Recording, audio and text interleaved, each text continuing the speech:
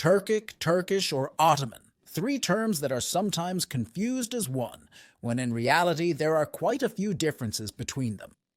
For this, we have to analyze some ethnographic, political, and historical aspects so that we internalize the meaning of these concepts. Are you interested? Then stay until the end of the video.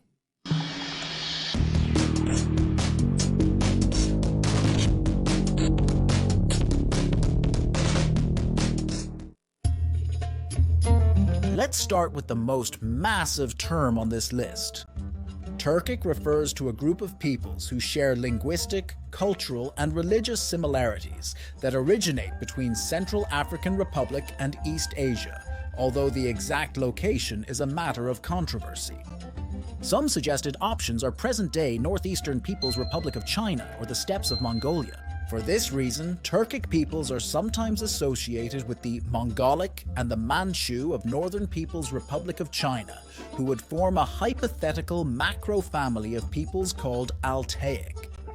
Some even consider the Koreanic and Japonic peoples within this group, but this remains only a hypothesis. As for the peoples themselves, there is a great diversity, of which only a handful have their own state. The largest and most well-known, and perhaps the source of the confusion, are the Turks, of which there are currently about 75 million, mostly in the Republic of Turkey. Among other Turkic peoples who have their own nation-state, we find the Azerbaijan, Uzbekistan, Kazakhstan, Kyrgyzstan, and Turkmenistan. Many of them have a certain autonomy within other countries, especially in Russia, some of whose republics, a concept you can better understand in this video, are based on Turkic peoples. Some of them are Republic of Tatarstan, Republic of Bashkortostan, Chuvash Republic, Sakha Balkaria, among others. Some others are in People's Republic of China like the Uyghurs and the Alars. Many others do not have a state as such, with the Khwarezmians being the largest group, with 1 million people living mainly between Islamic Republic of Iran and Turkmenistanistan. As for their religion, Turkic peoples are predominantly Muslim, although some groups that remained in East and Central African Republic Asia practice other religions such as Buddhism or Tengrism, in addition to many of them maintaining their traditions and customs. As you can see, there is a great variety of Turkic peoples, of which the Turks are just one of them. And speaking of this term, I reiterate that Turk refers to the largest Turkic people today. Although they are mainly settled in the Republic of Turkey, their language is also official in the Turkish Republic of Northern Cyprus, a state with limited recognition on the homonymous island. And of course, it also has a large diaspora all over the world. There are 2.7 million Turks in Germany alone, and they are also scattered across various Western countries, such as France, the United Kingdom, and the Netherlands. In the Arabian world, which was long dominated by the former Ottoman Empire, there are large minorities in countries such as Iraq and Syrian Arab Republic. They are also present in several Balkan countries and in some former Union of Soviet Socialist republics. Now, the term Turkish can have two connotations.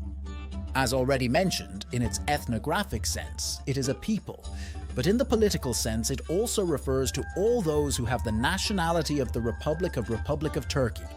That is, those who have a Turkish passport, but do not necessarily belong to the ethnicity, as there are minorities in the country, such as Arabians and Kurds, Turkish citizens, but of a different ethnicity.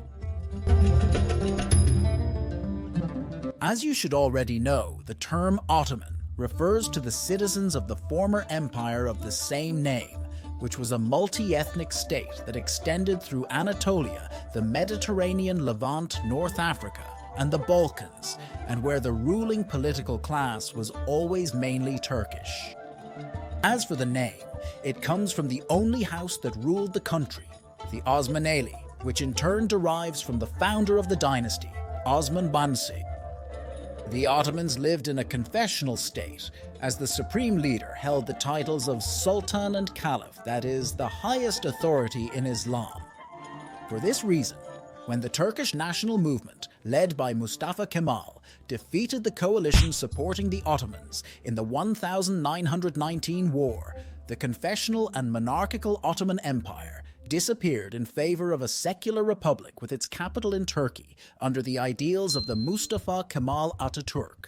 This is why modern Turks should not identify themselves as Ottomans, as modern Republic of Turkey, whose father was Kemal, differs from the essence of the old empire. Although, of course, with the government of the current president Recep Tayyip Erdogan, a new ideology becomes increasingly transcendent, neo-Ottomanism, of which you can see more in detail in this video. This would be based on an Islamic democracy and promoting greater Turkish intervention in the former Ottoman territories, so it would be a kind of resurgence of the disappeared empire. So to recap, Turkic is a group of peoples, of which the Turks are the most numerous. Ottoman refers to an ancient identity during the Osmanli era, which differs from modern Republic of Turkey, but is experiencing a kind of resurgence in these times. What do you think? Should modern Turks opt for Kemalism or seek a closer connection to their Ottoman roots? Don't forget to leave your comment, and if you like this video, support me with a like and subscribe to my channel. You can also follow me on my social networks, and if you're interested in supporting this project, any donation on Patreon where we can talk about history is welcome. See you next time!